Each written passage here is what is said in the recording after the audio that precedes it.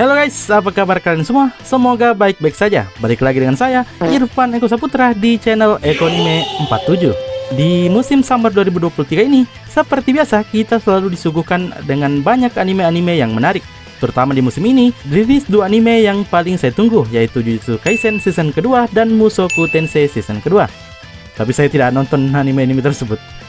Saya akan memberikan alasan, karena saya mau menunggu dulu. Nantinya kalau episode yang rilis sudah banyak, saya berencana maraton kedua anime tersebut. But in the meantime, instead I watch those anime, I watch this anime. Jadi alih-alih saya menonton JJK dan Mushoku Tensei, saya menonton anime-anime berikut ini untuk mengisi waktu luang saya.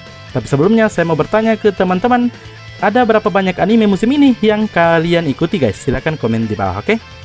Nah, hari ini saya kembali lagi dengan list anime pilihan di musim summer 2023. Sesuai judul, ini adalah list top 5 anime yang saya tonton di musim ini, yang cukup bagus dan menarik untuk diikuti. Sebelumnya, bagi teman-teman yang belum subscribe, silahkan di subscribe channel ini. Jangan lupa tinggalkan like, komen, dan juga subscribe supaya saya semakin semangat untuk membuat konten-konten selanjutnya. Oke guys, tanpa berlama-lama lagi, ini dia top 5 anime yang saya tonton di musim ini. Let's go! Yang pertama di sini ada anime yang berjudul Dekiro Neko wa Kyoumo Yuutsu, atau dalam bahasa Inggris disebut dengan The Masterful Cat is Depressed Again Today. Bayangkan kalian pecinta kucing yang suatu hari kalian bertemu dengan seekor kucing yang seperti ini. Yap, anime ringan ini bercerita tentang Saku Fukusawa, seorang wanita muda yang bekerja sebagai pegawai kantoran. Suatu hari, dia menemukan seekor kucing liar dan memutuskan untuk membawanya pulang. Dia memberi nama kucing tersebut dengan nama Yukichi. Tanpa dia sadari, Yukichi tumbuh menjadi kucing yang besar dan menjadi kucing yang sangat berbakat dan bisa melakukan banyak hal, seperti memasak, membersihkan rumah, dan bahkan mengurusi keuangan Saku. Yukichi terkadang merasa depresi melihat kelakuan Saku, sang majikan yang tidak bisa merawat dirinya sendiri. Meskipun begitu, dia tetap mau merawat majikannya tersebut. Anime ini menawarkan cerita yang ringan dan mudah untuk diikuti, dibarengi dengan visual yang ciamik, cocok banget ditonton bagi kalian yang mau santai sambil nonton anime tanpa harus pusing mikirin plot ceritanya. Yang kedua ada anime yang berjudul Som 100 Zombie Narumadeni Shitai Hyaku no Koto, atau dalam bahasa Inggris Som 100 Bucket List of the Dead. Anime yang satu ini sudah pernah saya bahas di video review yang ini.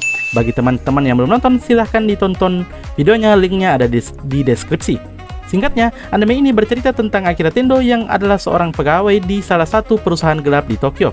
Perusahaan tersebut diketahui telah mengeksploitasi dirinya dan pegawai-pegawai lain, seperti membuatnya bekerja terus-menerus dari pagi sampai pagi dan cuma diberi istirahat sebentar saja. Selama 3 tahun bekerja, Akira malah tambah stres dan depresi, dan ditambah atasannya yang hanya bisa marah-marah doang ke para pegawai.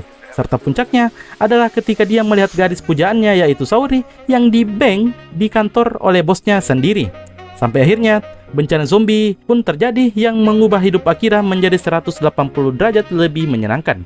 Akira yang sadar dalam 3 tahun terakhir dia menyanyiakan hidupnya di dalam perusahaan gelap tersebut, memutuskan untuk membuat list 100 kegiatan atau keinginan yang ingin dia lakukan sebelum dia juga menjadi zombie. Anime ini mencoba membawa tema zombie apokalips yang berbeda dari anime zombie yang lain, yang cenderung serius dan menegangkan. Dengan visual yang indah dan cerita yang dibuat komedi, membuat saya merekomendasikan anime ini ke teman-teman sekalian yang belum menonton anime ini. Yang ketiga ada anime yang berjudul Watashi no Shiawase na Kekkon, dan dalam bahasa Inggris dikenal dengan nama My Happy Marriage. Bayangkan kalau cerita seperti Cinderella dijadikan anime, atau kalau di Indonesia cerita seperti Bawang Merah Bawang Putih dijadikan anime. Maka anime ini mungkin cocok buat kamu yang menyukai cerita-cerita seperti itu. Anime ini sendiri bercerita tentang Mio Shimori, seorang wanita muda yang dipaksa untuk mau menikah dengan Kyoka Kudo, yang dirumorkan sebagai seorang tentara yang terkenal dengan kekejaman dan kebengisannya. Mio Shimori sendiri tidak bisa menghindar dari pernikahan tersebut.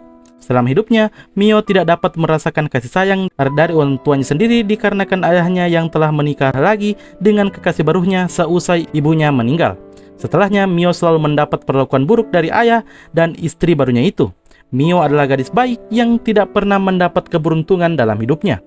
Mio yang mengambil keputusan untuk menerima permintaan untuk menjadi istri dari Kyoka Kudo akhirnya bertemu dengan sosok suaminya itu. Mereka yang awalnya saling memposisikan diri sebagai orang asing, pada akhirnya seiring berjalannya waktu, mereka malah semakin dekat. Mereka mulai merasakan perasaan saling jatuh cinta dan saling membutuhkan. Mereka sama-sama belajar tentang sulitnya kehidupan pernikahan dan berusaha belajar untuk saling mempercayai satu sama lain. Mio yang awalnya tidak beruntung dalam hidupnya akhirnya dipertemukan dengan laki-laki yang mau menerimanya apa adanya dan membuat Mio mendapatkan kebahagiaannya. Anime ini memiliki visual yang cantik dengan background yang penuh akan warna yang akan memanjakan para penontonnya. Serta anime ini juga dipenuhi dengan bumbu-bumbu anime bertema supranatural yang membuat ceritanya semakin menarik untuk diikuti. Yang keempat, ada anime yang berjudul Seija Muso Salarimang Isekai de Iki no Koru Tame ni Ayumu Michi.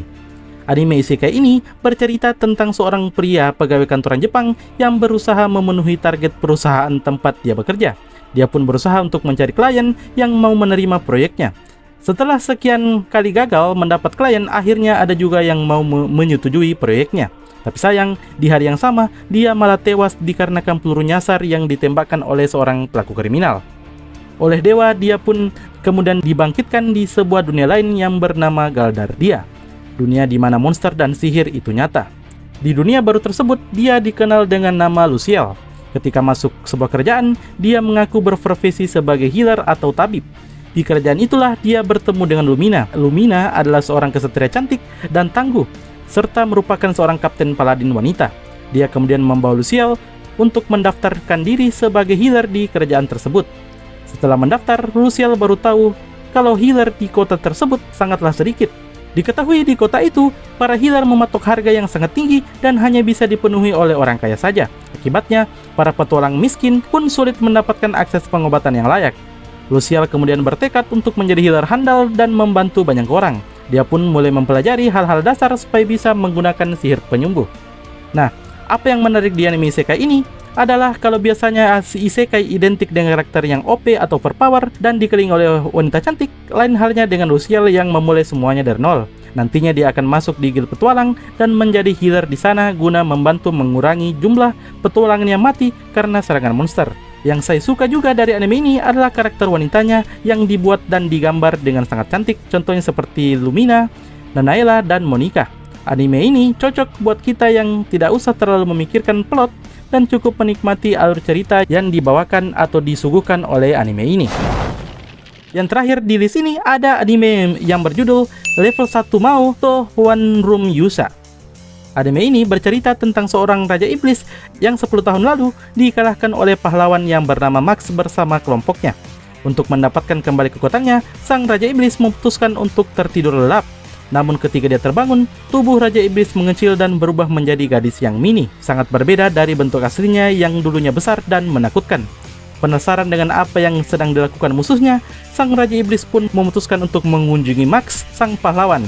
Dia pun akhirnya menemukan Max yang tinggal di sebuah apartemen tua yang kotor. Max yang dia lihat juga berbeda dengan Max yang dia lihat 10 tahun yang lalu. Kini, Max lebih terlihat seperti pria pengangguran yang terlihat depresi. Raja Iblis yang melihat itu memutuskan untuk tinggal bersama Max dan membantu musuh lamanya itu. Ia ingin Max agar menjadi lebih tangguh untuk menjadi lawannya sekali lagi.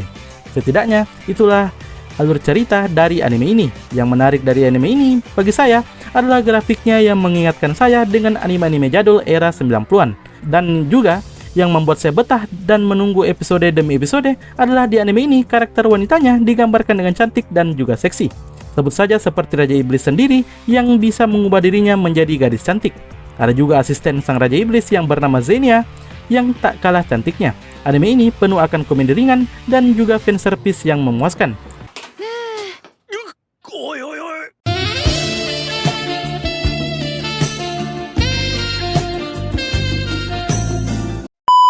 Bagi kamu yang juga menonton anime ini, apa pendapat kalian mengenai anime ini? Silahkan komen di bawah. Oke lah guys, itu tadi 5 anime yang saya tonton di musim ini. Sebenarnya masih ada lagi anime-anime yang lain yang saya ingin bahas, tapi mungkin itu akan saya buat part 2-nya di video yang terpisah, oke? Atau mungkin dari teman-teman sekalian ada anime lain yang seharusnya ada di list, silahkan komen saja di bawah. Buat kamu yang menonton sampai detik ini, saya ucapkan terima kasih. Dan buat kamu yang belum subscribe, silahkan subscribe channel ini dan nyalakan lonceng notifikasinya, supaya kamu tidak ketinggalan dengan konten-konten dari channel ini. Jangan lupa juga untuk like dan share video ini ke teman-teman kalian yang sekiranya juga menyukai anime.